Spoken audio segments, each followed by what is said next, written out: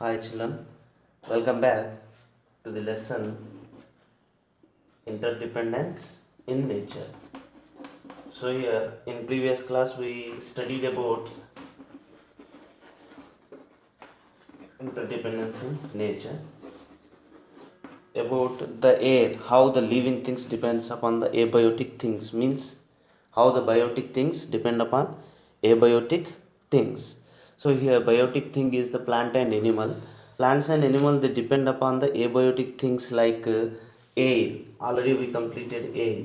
So here plants, it utilizes air, means it takes carbon dioxide for the photosynthesis and oxygen for the respiration. Like that, even the animals also utilizes the oxygen from the air. So here they are using the air. Air is an abiotic component, whereas the plant or animal, it is biotic component. Right. Now, like that, another abiotic component which includes water.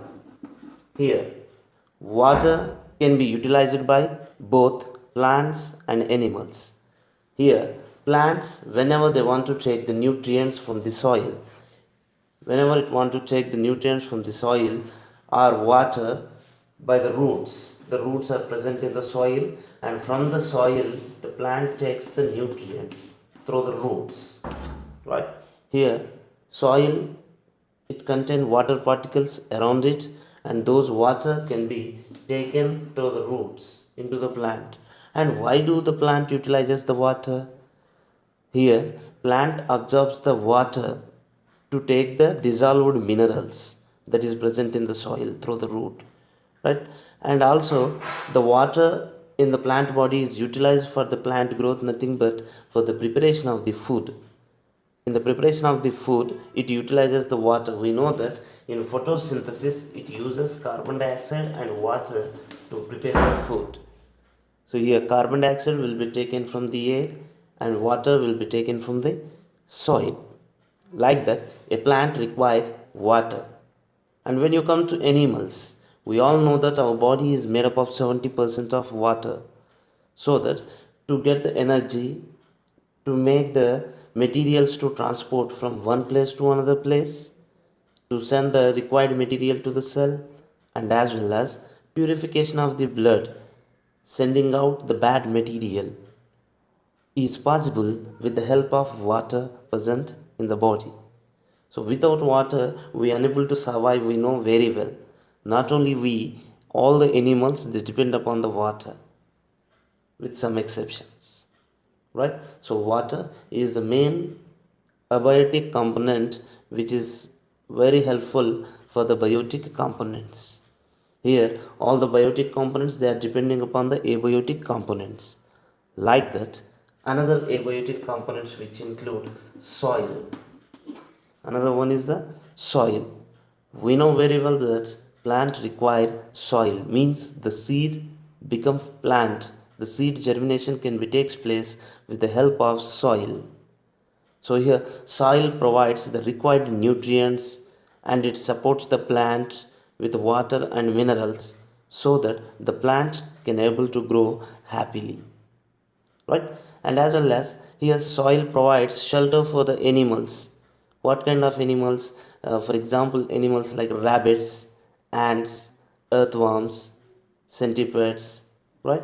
And snakes, they are going to get the shelter in the soil. Even by using soil we could prepare our houses, right? So directly or indirectly all the animals, they depend upon the soil. Right? So these are abiotic components. Even they are abiotic, even they are non-living, the living things are depending upon them. And next come to sunlight, main abiotic component, that is sunlight. Here the sunlight is very necessary for the plant in the preparation of food, means for the photosynthesis process. Definitely plant require sunlight. Why do it require food? Even plant is a living thing, definitely it require food, so that food it can able to prepare in its own. So that plant also require sunlight. And as well as each and every animal, to to make itself warmth, Definitely it requires sunlight. So without sunlight the earth become ice cold globe, so no one can able to survive there. But luckily we have sunlight to maintain our earth's temperature, our body temperature, the water temperature, and so that easily we can survive. And remember one thing, whenever there is a sunlight, it make possible of evaporation, condensation, right? These things will provide us the water cycle, and water cycle requires sunlight, remember this. Okay, so in this manner the biotic components depend upon the abiotic components. Children, I hope you understood this part. The living things they depend upon abiotic things, right? And next, now let us go for living things that are depending upon other living things. Just now we studied abiotic components depending upon abiotic components, but here now let us see biotic components depending upon each other. So both are biotic components. Biotic component depending upon another biotic component. So let us see how do they correlate or how do they interdepend. Right, here it is the first one. Simply biotic components, we know that plants, animals and microbes are called biotic components. And here we know that every plant is an autotroph. plant is a Plant is an autotroph. The plant is an autotroph so that it can able to prepare its own food. For this food, all the animals which are called heterotrophs, they depend upon the plant.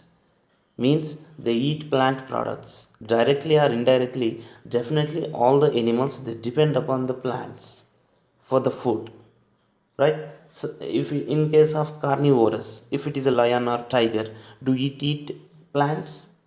No, it won't eat plants. What it eats? It eats deer.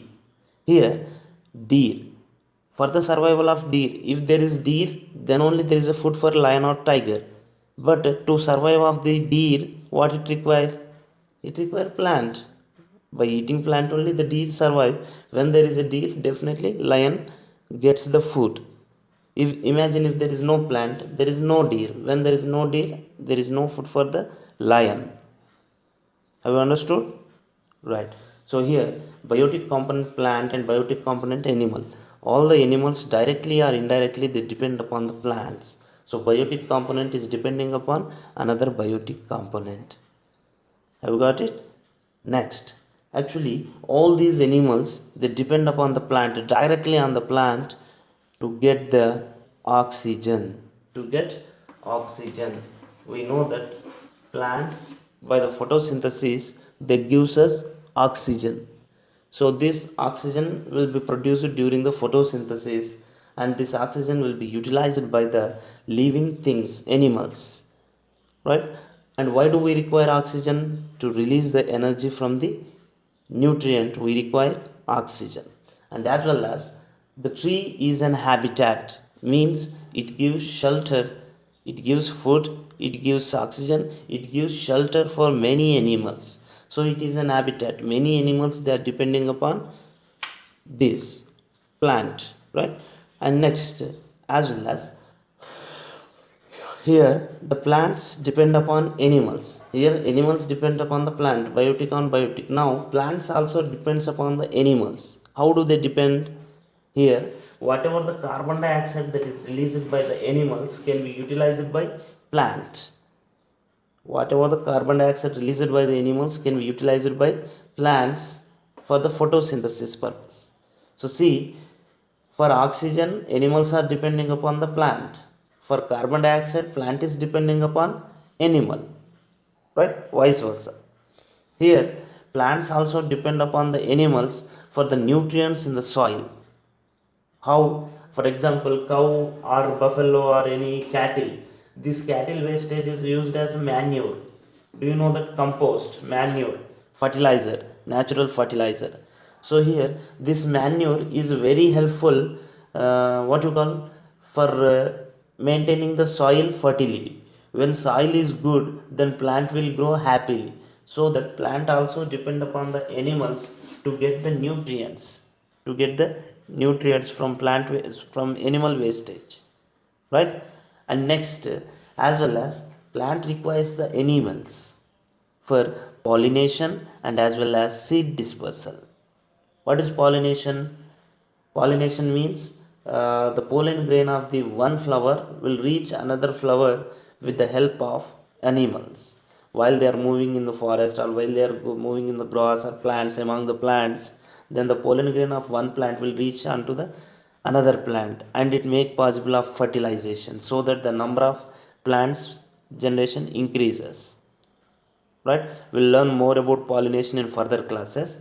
And as well as the seeds. For example, if monkey or any herbivorous animal, if it eat the fruit, it is going to throw the seed here and there. That is what we call seed dispersal, and the seed dispersal can be possible with the help of animals, right? So here, by this we can conclude that both plants and animals, they are interdependent. Means plant depends upon the animal and animal depends upon the plants for different purposes, and this is what we called interdependence in the nature. Interdependence in the nature. So children, have you understood? So here, either plant or animal, they depend upon each other. They depends upon each other. The plants depend upon the animals and animals depends upon the plants. Means biotic component depending upon biotic component, and even biotic component depends upon abiotic components, right? So this is what we call interdependence in the nature. So thank you children. In further classes we'll learn more about this chapter.